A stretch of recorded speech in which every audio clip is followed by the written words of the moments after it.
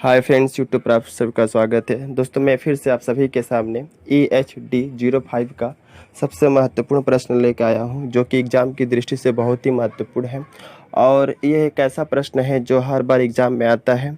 तो मैं इस प्रश्न को आप सभी को बता देना चाहता हूं, जिससे कि आपको एग्ज़ाम में मिल सके।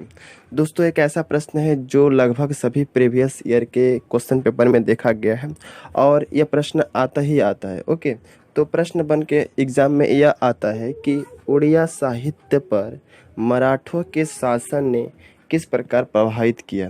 कहने का मतलब यह है कि उड़िया साहित्य को मराठों के शासन ने किस प्रकार उड़िया के साहित्य को प्रभावित किया।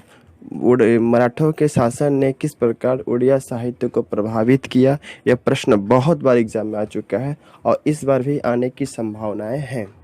तो मैंने यहाँ पर 5 पॉइंट लिखे हैं, जो कि बहुत ही शॉर्ट तरीके से लिखे हैं, जिससे कि आपको समझने में असुविधा ना हो। ओके, तो पहला पॉइंट है मराठों के शासन का कुप्रभाव। ओके, यहाँ पर मैंने नीचे लिखा है कि साहित्य की रचना नहीं हुई।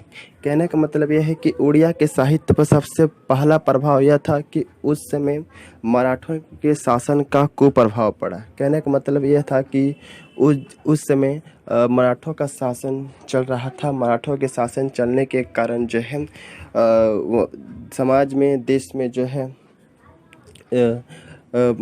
अत्याचार शोषण का बोलबाला था। तो लोगों को तो अत्याचार का सामना करना पड़ रहा था, लेकिन इसके साथ साथ साहित्य की रचना करना तो बड़ी दूर की बात थी। कहने का मतलब यह है कि उसमें साहित्य की रचना करना असंभव था, क्योंकि उस समय लोगों को अत्याचार किया जाता था, लोगों को शोषण किया जाता था। तो मराठों के शासन का कुप्रभाव इतना अधिक बढ़ गया था कि उस समय साहित्य का रचना करना जो है सबसे बड़ी बात होती थी और शायद साहित्यकारों के लिए एक चुनौती भरा था। तो पहला पॉइंट याद रखना है, मराठों के शासन का कुप्रभाव। दूसरा है उड़ीसा की आर्थिक स्थिति का ठीक न होना। ओके, उड़ीसा की आर्थिक स्थिति जो थी उस समय ठीक नहीं थी। कहने का मतलब ये है कि उस समय उड़ीसा की आर्थिक स्थिति ठीक नहीं थी। उड़ीसा की आर्थिक स्थिति इतनी खराब हो गई थी कि उस समय साहित्यकारों, जितने भी उड़ीसा के जो साहित्य थे, साहित्यकारों के पास साहित्य रचना करने की जो स्थिति जो होना चाहिए, जो अच्छा जो इन्वायरमेंट होना चाहिए, वह इन्वायरमेंट नहीं था। और आर्थिक स्थिति इतनी खराब थी कि वे साहित्य की रचना नहीं कर सके। तो हम यह कह सकते हैं कि उड़ीसा के साहित्य पर आर्थिक स्थिति का भी बुरा प्रभाव पड़ा। ओके, नेक्स्ट पॉइंट है कुटीर उद्योग का ठप होना। कुटीर उद्योग का ठप होना भी उड़ीसा के साहित्य के ऊपर बहुत बुरा प्रभाव पड़ा, क्योंकि मराठों का शासन उस समय था और मराठों के शासन होने के कारण जो है मराठों के जो कुप्रभाव था, मराठों का जो अत्याचार था, मराठों का जो शोषण था, उस शोषण के कारण उस समय उड़ीसा में जितने भी कुटीर उद्योग थे वह धीरे धीरे बंद होने लगे, ठप होने लगे। और ऐसी स्थिति में समाज का, देश का जो था वह स्थिति और बिगड़ता रहा। और उस समय उड़ीसा के लोगों में इतनी शक्ति नहीं थी, इतनी वे सामर्थ्यवान नहीं थे कि वे अपनी साहित्य की रचना कर सके। तो कहीं ना कहीं कुटीर उद्योग का ठप होना भी उस समय उड़िया साहित्य के ऊपर जो है बुरा प्रभाव पड़ता है। नेक्स्ट है अंग्रेजी सरकार का शोषण।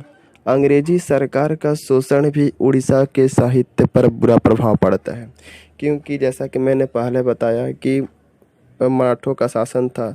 मराठों का शासन होने के साथ साथ अंग्रेजों का भी शासन था, और अंग्रेज जो लोग थे वह उड़ीसा के लोगों के ऊपर, उड़ीसा के व्यक्तियों के ऊपर इतना अत्याचार करते थे, इतना शोषण करते थे कि उनका तो दैहिक शोषण तो होता था, शारीरिक शोषण तो होता था, और तो उसके साथ साथ वे साहित्य की रचना करें, वे ऐसी स्थिति में नहीं थे। तो हम कह सकते हैं कि अंग्रेजी सरकार का जो शोषण भी उड़ीसा के साहित्य के ऊपर जो है बुरा प्रभाव डालता है। नेक्स्ट है लोगों पर अंग्रेजों का दुर्व्यवहार।